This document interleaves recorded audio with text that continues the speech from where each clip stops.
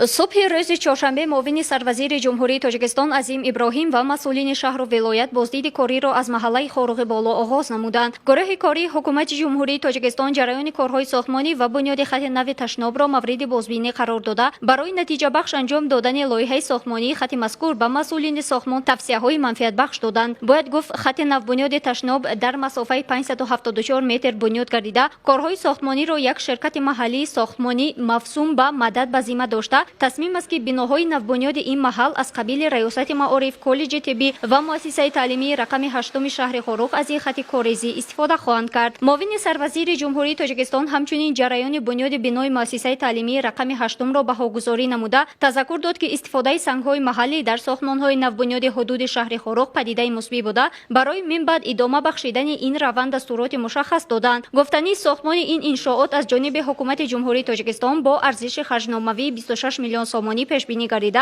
عین حال کارهای آرایشی و گلپوش و سرسبز نمودن اطراف بنا ادامه دارد. رفت کارهای ساختمانی در این پروژه در اساس نقشه معاصر طرح ریزی شده ادامه داشته در صنفخانه‌های فن‌های شیمیا و بیولوژی و فیزیک برای گذراندن کارهای لابراتوری پیوست نمودن خطهای آب گرم و خنک ادامه دارد. این انشاءات برای 640 نفر خواننده با تمام شرایط‌های معاصر تعلیم پیش بینی گردیده آن از 3 آشیانه و 3 بنای اساسی تعلیمی عبارت میباشد. کارهای ساختمانی در این انشاءات از ماه ایون سال 2019 آغاز گردیدند. در مرحله یکم از روی لایحه پیش بینی گردیده از طرف دیرکسیون ساختمانی انشاءات حکومت دستگاه اجرایی پرزیدنت جمهوری تاجیکستان 3 میلیون سومانی جدا گردیده است. بناکاران با مصالح ساختمانی پوره تامین بوده علاقه حجم معین کارهای بنیادی انجام داده شدند. پیمانکار این انشاءات جمعیت دارای مسئولیت محدود شریف شائز بوده ساختمانچیان به کارهای ساختمانی مشغول میباشند. دوام 2 سال آخر با دستور سپارش‌های رهبریت عالی مملکت در مرکز ولایت شهر خاروق از جانب فدراسیون فوتبال تاجیکستان 3 میدانچه معاصر ورزشی ساخته مورد بهره برداری قرار داده شده. سال روان تصمیم است که 2 میدانچه دیگر نیز با دستگیری فدراسیون فوتبال تاجیکستان در شهر خاروق اهدا خواهند شد. حال حاضر با استقبال سالگرد 90 استقلالیت ملی طبق نقشه حکومت جمهوری تاجیکستان در محله‌های شهر خاروق ساختمان 9 میدانچه ورزشی جریان دارد که 3 عدد آنها با مبلغ گذاری دیرکسیون ساختمان انشاءات حکومت دستگاه اجرایی پرزیدنت جمهوری تاجیکستان و 6 میدانچه دیگر در اساس لایحه مساعدت به صلح و ثبات توسط ساختمان اینفراستراکچور مهم در شهر خاروق در نظر داشته شده. گروه کاری با جریان کارهای بنیادی در میدانچه ورزشی محله تیرچید جماعت شهرک اسماعیل سامانی و محله اندرس تیز شهر خاروق دیده نموده برای جلب هرچی بیشتر جوانان به ورزش و ترغیب طرز حیات سالم بنیاد نمودن میدانچه‌های ورزشی در اساس معیارهای دولتی ساختمانی مهم مانیداد گردید. گروه کاری حکومت جمهوری تاجیکستان تحت راهبری عظیم ابراهیم ساختمان میدانچه‌های معاصر ورزشی را مورد نظر قرار داده برای با صفت بلند به استفاده دادن این میدانچه ورزشی به مسئولین ساحه سفارش‌های الوه‌ای دادند. گروه کاری بعد بازدید از این انشاءات نوبنیاد از باغ نباتات پامیر که از میان بلندترین باغ‌های جهان به شمار می‌رود دیدن انجام داده